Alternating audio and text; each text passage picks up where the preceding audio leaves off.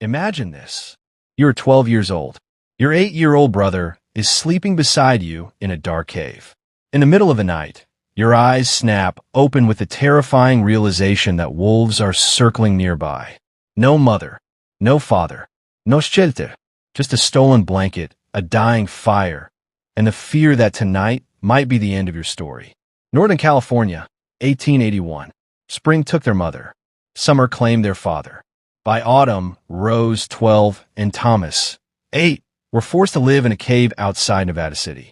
This was not camping. It was not an off-grid adventure. It was the story of two children the world quietly forgot. They owned a stolen blanket, a tin cup, their father's old knife, and one stubborn promise. No orphanage would ever separate them. Rose had watched both parents die. She recognized the sound of final breath. At 12, she knew death, but she refused to surrender to it.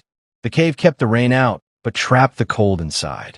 Rose taught herself how to set snares. Every morning, she checked them while Thomas followed behind her, carrying a silent ache. The townspeople knew the children existed, but no one truly cared. Life became a daily battle for survival in the frozen woods. Which berries were safe? How to roast a rabbit? How to take turns staying awake through icy nights just to remain alive? Then October came, with the first hard snow and the wolves. There was no moon. The fire was fading. Rose heard footsteps on stone, wolves starving and close. When Thomas stirred, she covered his mouth and whispered, "Don't move. Don't make a sound." 4 wolves stood at the mouth of the cave. Her hands trembled as she struck the flint. No spark. Again, nothing. A third time, the spark died. The wolves crept closer. On the 4th strike, the fire caught. Rose fed it like her life depended on it. Grass, twigs, then thicker branches. The flame rose, but the wolves did not retreat. Hunger does not understand reason.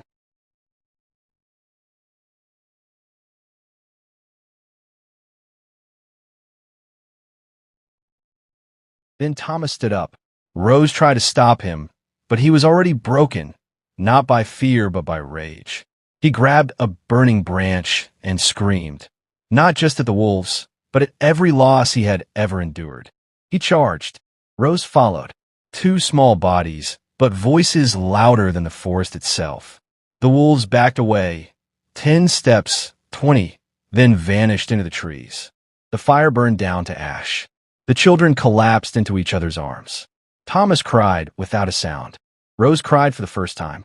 They survived that winter. And the next. In the 3rd year, they found work in a bakery. But Rose made one condition. Thomas stays with me. 10 years later, they own their own bakery. No grand sign. No bold claims. Just honest bread and an open door. Rose employed abandoned women, former prisoners, and orphan children. She never spoke of the night in the cave. There was no need. The cave still exists outside the city. Some people look at it and wonder how anyone could survive there.